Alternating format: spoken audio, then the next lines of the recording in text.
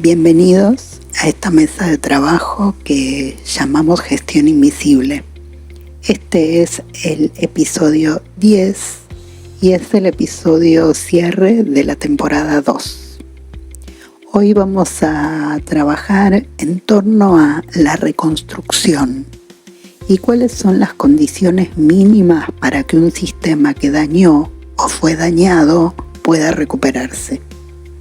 Si llegaste hasta acá, recorriste 9 episodios sobre el circuito completo del desgaste organizacional, el trabajo emocional que nadie ve, la sobrecarga de la coordinación, el aula que no devuelve, el poder que enferma, la cultura del silencio, el liderazgo que descarga hacia abajo, el cinismo como respuesta aprendida, y el cuerpo que guarda la cuenta.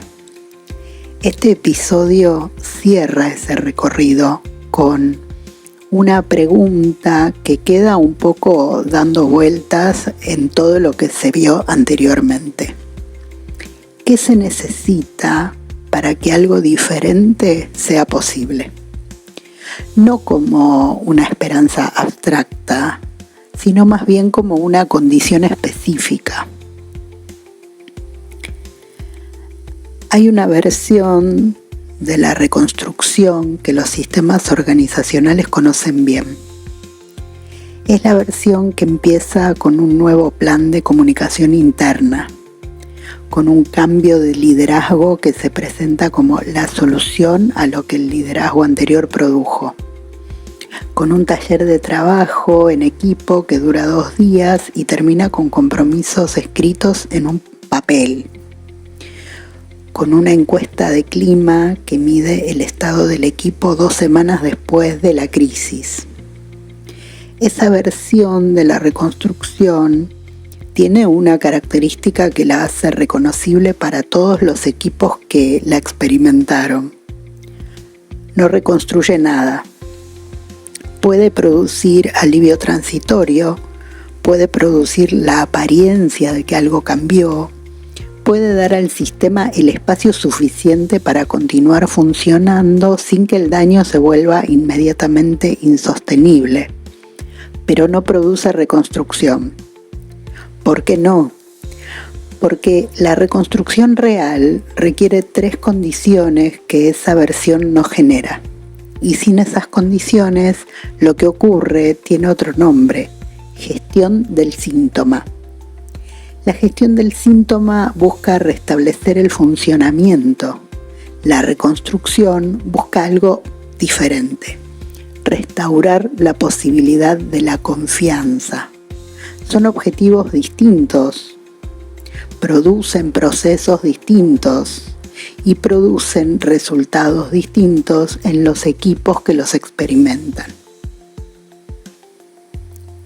Los sistemas que se recuperan no tienen mejores personas, tienen mejores condiciones de diseño. Axel Honneth, filósofo de la Escuela de Frankfurt, desarrolló durante décadas una teoría del reconocimiento que tiene consecuencias directas para pensar la reconstrucción organizacional. El daño a la confianza no se repara con promesas, se repara con reconocimiento. Y el reconocimiento, en el sentido preciso que Honneth le da, no es un gesto simbólico, es un acto que restaura la posición de quien fue dañado como sujeto legítimo, alguien cuya experiencia es real, cuyo daño importa y cuya perspectiva merece ser tomada en serio. En el contexto organizacional, eso tiene implicancias concretas. La reconstrucción real requiere, antes que cualquier otra cosa, que el sistema pueda ver lo que produjo, no la versión atenuada, tampoco la versión que convierte el daño sistémico en conflicto interpersonal o en falla individual. La versión que dice: esto ocurrió en este sistema, esto produjo estas consecuencias y esas consecuencias son reales e importan. Ese reconocimiento es la condición que diferencia la reconstrucción de la gestión del conflicto. Y es la condición más difícil, porque los sistemas tienen incentivos institucionales para atenuarlo. Reconocer el daño implica responsabilidad, y la responsabilidad tiene consecuencias que los sistemas frecuentemente buscan evitar. Carl Weick y Kathleen Sutcliffe, desde una perspectiva distinta, la de la resiliencia organizacional, identificaron algo que complementa la lectura de Honneth. Los sistemas que se recuperan de eventos adversos no son los que evitan los errores, sino los que tienen desarrollada la capacidad de detectarlos, nombrarlos y aprender de ellos sin colapsar en el proceso. Esa capacidad, el mindfulness organizacional que Weick y Sutcliffe describen, es exactamente la que la cultura del silencio suprime, y es exactamente la que la reconstrucción requiere restablecer. La reconstrucción comienza cuando el sistema puede decir lo que hizo, no como performance de responsabilidad, como acto real de reconocimiento que cambia lo que el equipo sabe sobre la capacidad del sistema para verse a sí mismo. No existe una fórmula universal para la reconstrucción organizacional. Los contextos son demasiado diversos, los daños demasiado específicos, pero hay 3 condiciones que en ausencia de cualquiera de ellas hacen que lo que el sistema llama reconstrucción sea otra cosa. La primera condición es el reconocimiento del daño producido.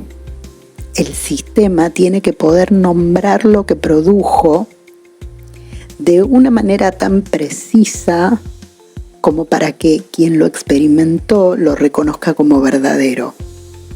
No la versión que protege al sistema, la versión que dice, esto ocurrió en este sistema, esto produjo estas consecuencias sobre estas personas, y esas consecuencias son reales e importan. Honneth es muy claro sobre por qué esto es condición y no decoración.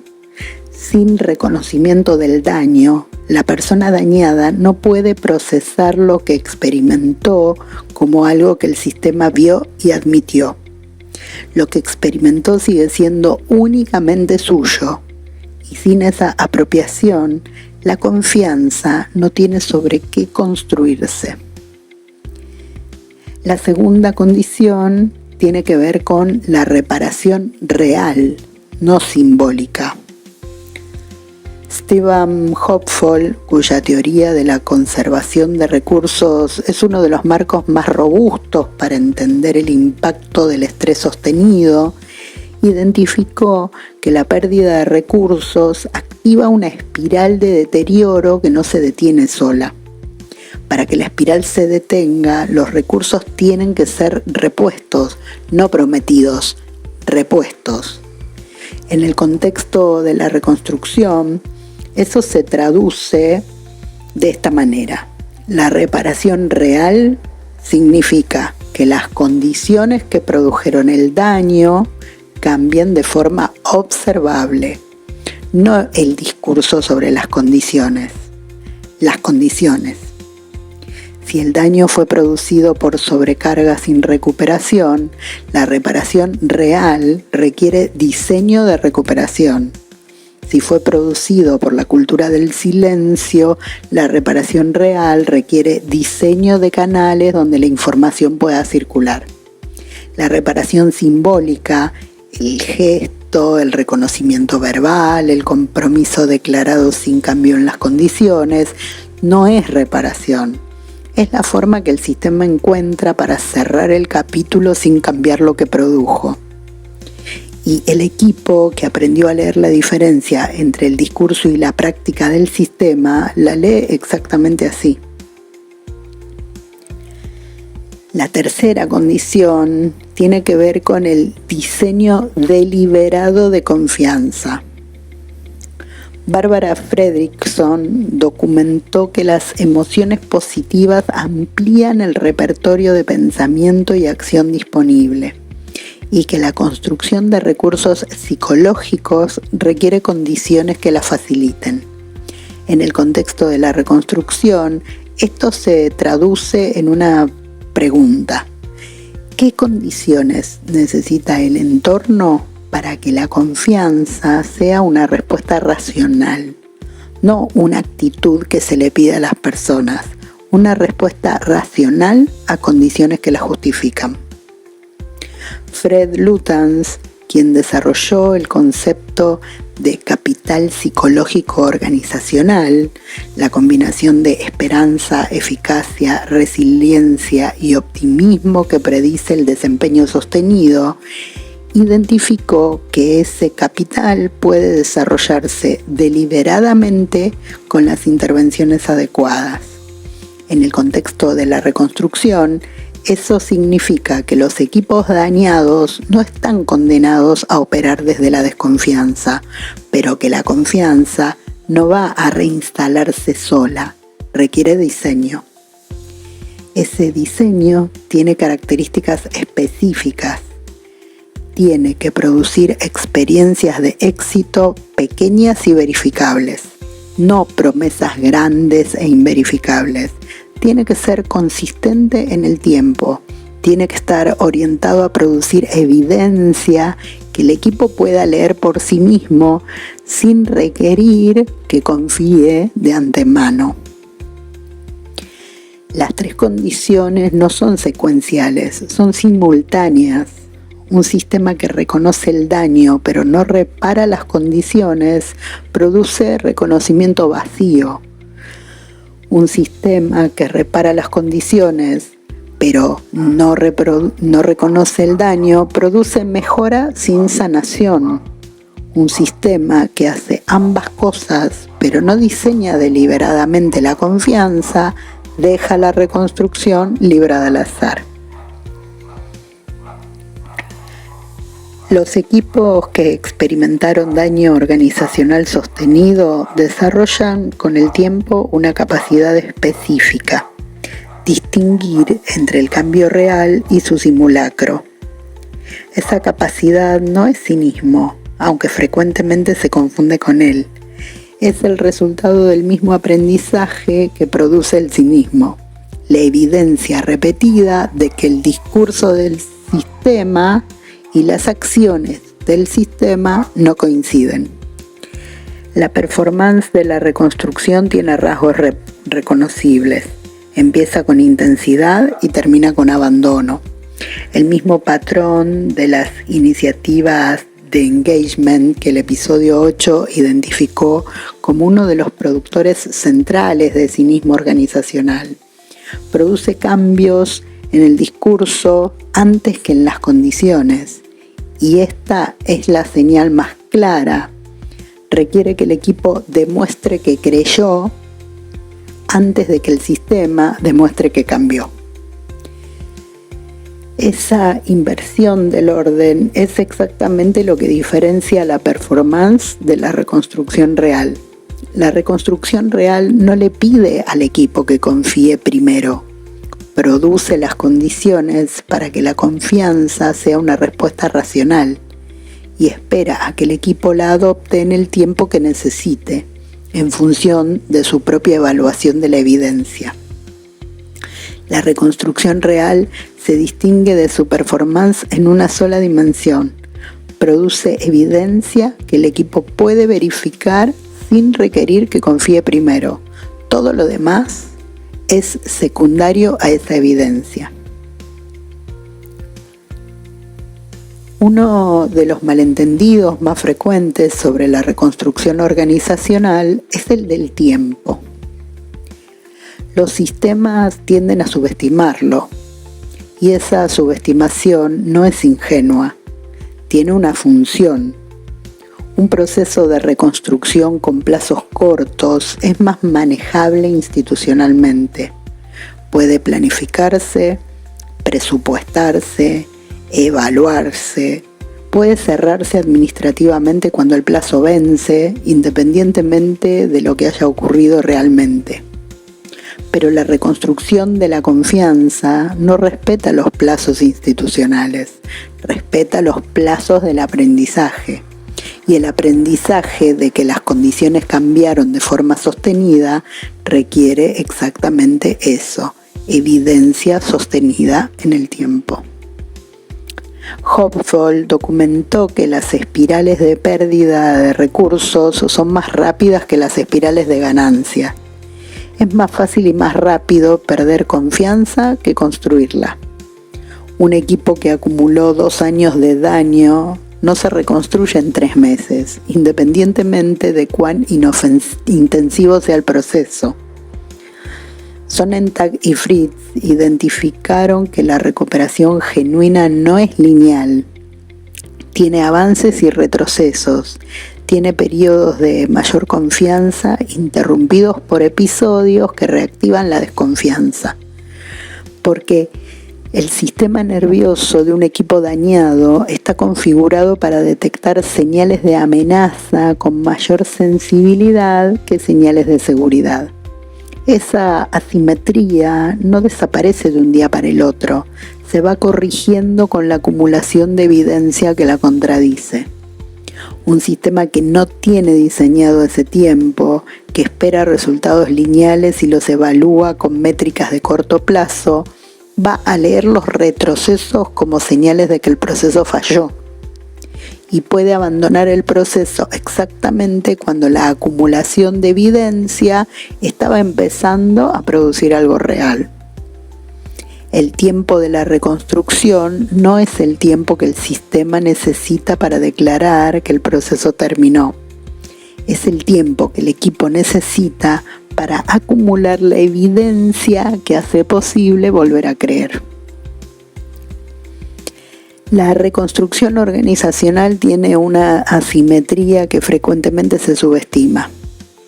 El líder que participa en un proceso de reconstrucción llega a ese proceso con algo que el equipo no tiene en la misma medida: la capacidad de modificar las condiciones.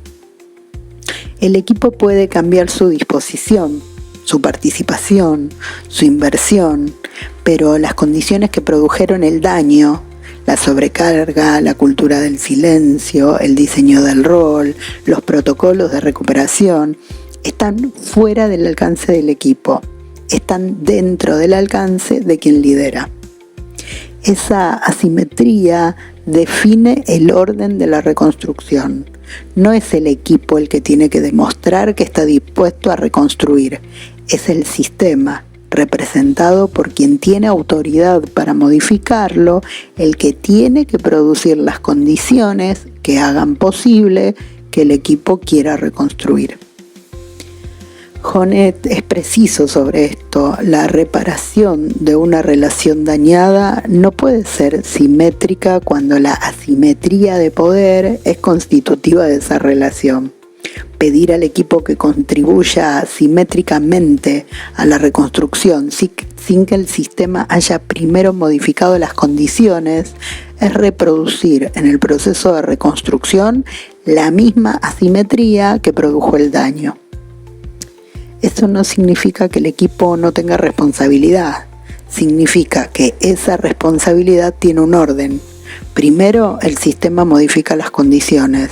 Luego, el equipo puede evaluar en función de esa evidencia si quiere y puede invertir en la reconstrucción. El líder que quiere reconstruir sin modificar las condiciones que produjeron el daño no está liderando la reconstrucción, está pidiendo al equipo que reconstruya en el mismo entorno que lo dañó. Esta temporada recorrió el circuito completo del desgaste organizacional. Empezó con los mecanismos que lo producen, el trabajo emocional y la sobrecarga que no se ve, la coordinación que sostiene sin red, el aula que no devuelve, el poder que enferma, Continuó con los sistemas que lo perpetúan, la cultura del silencio que garantiza que los problemas no circulen, el liderazgo que descarga hacia abajo el déficit que el sistema no recuperó, y profundizó en las respuestas del sujeto al daño acumulado. El cinismo como estrategia adaptativa, cuando dejar de creer se vuelve la posición más racional disponible. La hipervigilancia como respuesta fisiológica, cuando el cuerpo guarda la cuenta que la cultura no permite nombrar. Este episodio cierra ese recorrido dando vueltas a la pregunta que todo lo anterior deja en danza. ¿Qué se necesita para que algo diferente sea posible? No como optimismo, más bien como mapa. Como siempre en Gestión Invisible, lo que sigue es una reconstrucción analítica basada en patrones observados en distintos contextos. No es un caso individual ni una medición estadística. Pensemos juntos en una institución de salud de tamaño mediano. Después de una crisis grave, una denuncia de acoso laboral que involucra a un jefe de área y que el sistema gestionó durante meses de forma que el equipo leyó como protección al acusado. La conducción inicia un proceso que denomina reconstrucción del clima institucional. El sistema hace cosas, remueve al jefe de área implicado, contrata una consultoría externa para facilitar talleres de trabajo en equipo, lanza una encuesta de clima con promesas de comunicación de resultados, produce un documento de valores institucionales renovados. A los 3 meses declara que el proceso produjo resultados positivos basándose en la encuesta que muestra una mejora de 6 puntos. Lo que el equipo experimenta es diferente. La remoción del jefe de área se produce sin reconocimiento explícito del daño que su conducta produjo sobre las personas afectadas. El sistema comunica la remoción como una decisión de reorganización. Las personas que denunciaron no reciben ninguna comunicación específica sobre cómo el sistema leyó su experiencia. Los talleres de trabajo en equipo son facilitados por personas externas que no conocen la historia. Producen conversaciones sobre comunicación efectiva en grupos donde el conflicto central, la forma en que el sistema gestionó la denuncia, no puede nombrarse porque el formato del taller no lo habilita. La encuesta de clima mejora porque el evento más agudo fue removido, pero las condiciones estructurales que hicieron posible que el acoso ocurriera durante meses sin respuesta institucional no fueron nombradas ni fueron modificadas. A los 6 meses, 2 de las personas que denunciaron renuncian. El resto sigue trabajando en el sistema con la posición que el equipo más antiguo reconoce, la posición del que aprendió que el sistema protege su propia imagen por encima de las personas que lo habitan. ¿Cuál es la clave del mecanismo? El sistema confundió la reducción de síntomas más visible con la reconstrucción del problema que lo produjo. Le permitió cerrar el capítulo administrativamente y el equipo aprendió algo más sobre este sistema, qué activa y qué no activa cuando ocurre algo grave.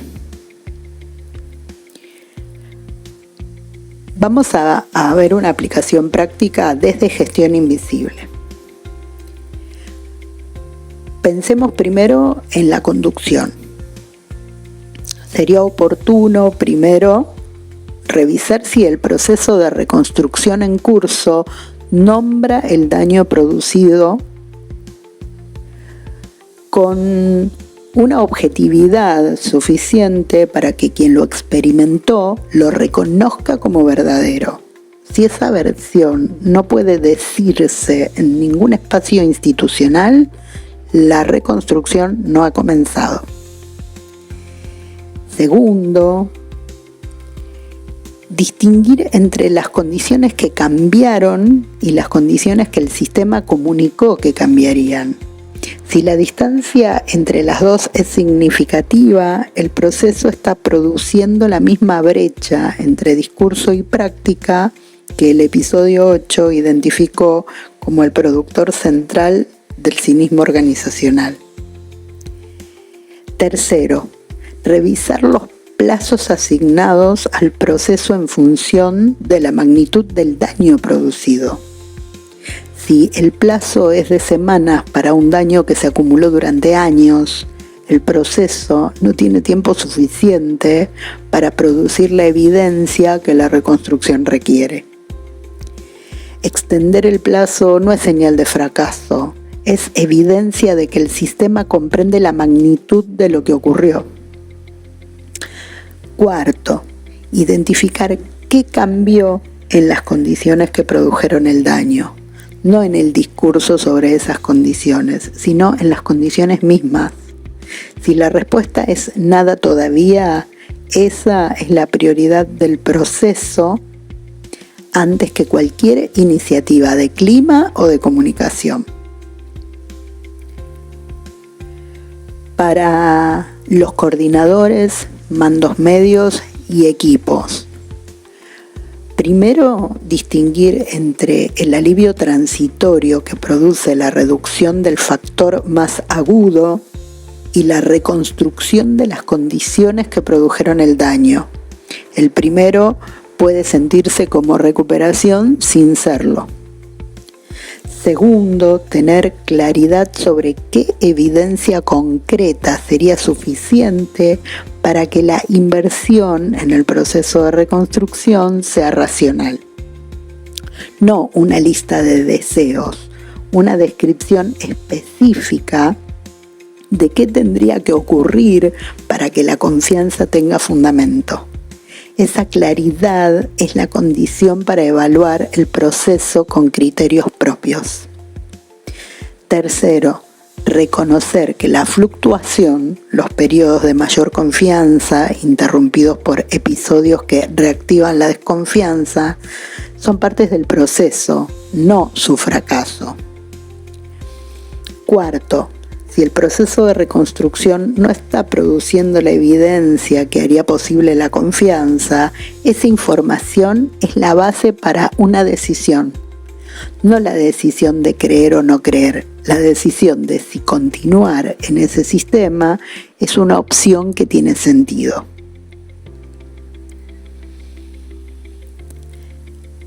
Esta temporada recorrió el circuito del desgaste organizacional con una premisa que vale la pena mencionar explícitamente en este cierre.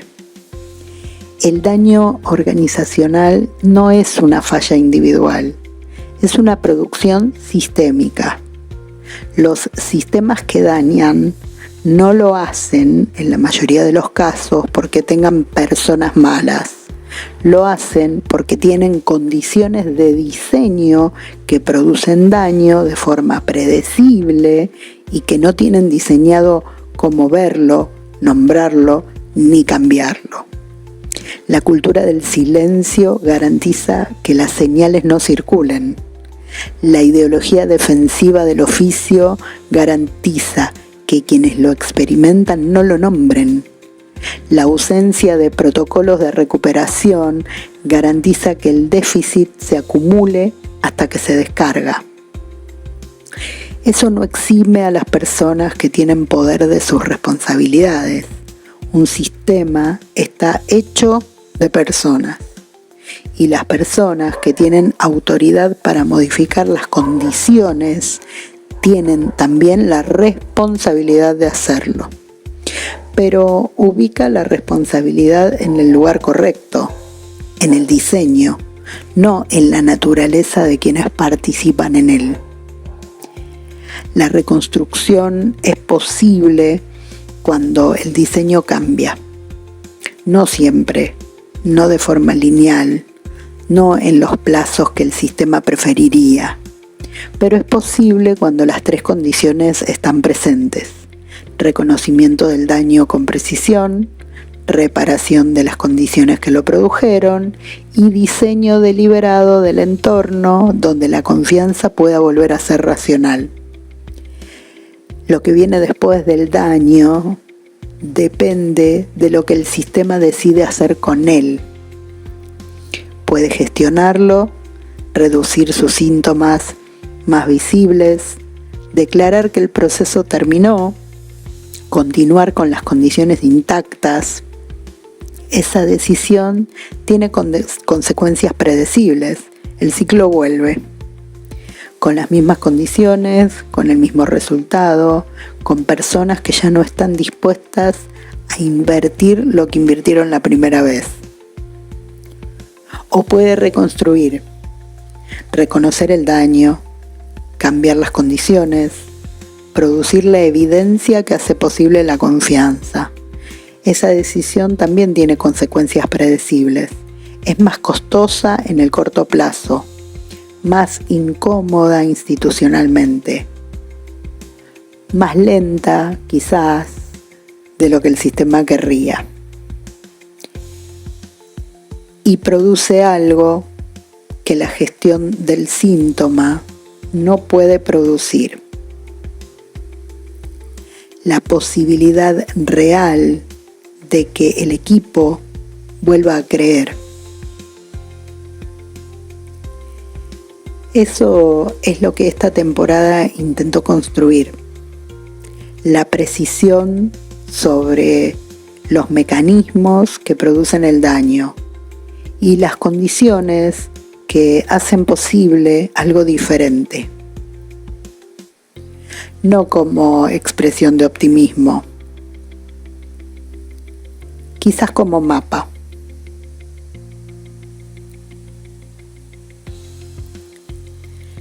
Soy Adriana Correa, esta es nuestra mesa de trabajo llamada Gestión Invisible. Esto fue nuestra segunda temporada, Sistemas sin protocolo de recuperación. 10 episodios sobre el circuito completo del desgaste organizacional. Te invitamos a visitar nuestra tienda en Payhip, donde vas a poder encontrar las guías para poder testear de alguna manera e identificar todos los contenidos y todos los temas que se abordaron durante estos 10 episodios. Y seguramente encontrarás también los talleres que hacen referencia a cómo seguir trabajando y abordando una propuesta posible para poder abordar estos temas. La tercera temporada tiene que ver con lo que el sistema inscribe: cuerpo, identidad y memoria en las organizaciones. Continúa este recorrido en quizás las capas más permanentes del daño. Si esta temporada resonó con algo que estás viviendo, que viviste, la identificás dentro de los espacios en los que trabajás o ejercés distintos roles en tu organización, nuevamente los talleres completos están disponibles en nuestra tienda Guía Interior. Los links están en las notas de cada episodio.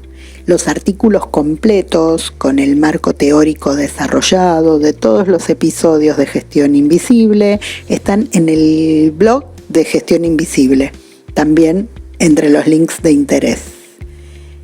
Gracias por haber recorrido junto a nosotros esta segunda temporada. Te invitamos a continuar en la temporada 3 de esta mesa de trabajo que llamamos Gestión Invisible. Hasta entonces.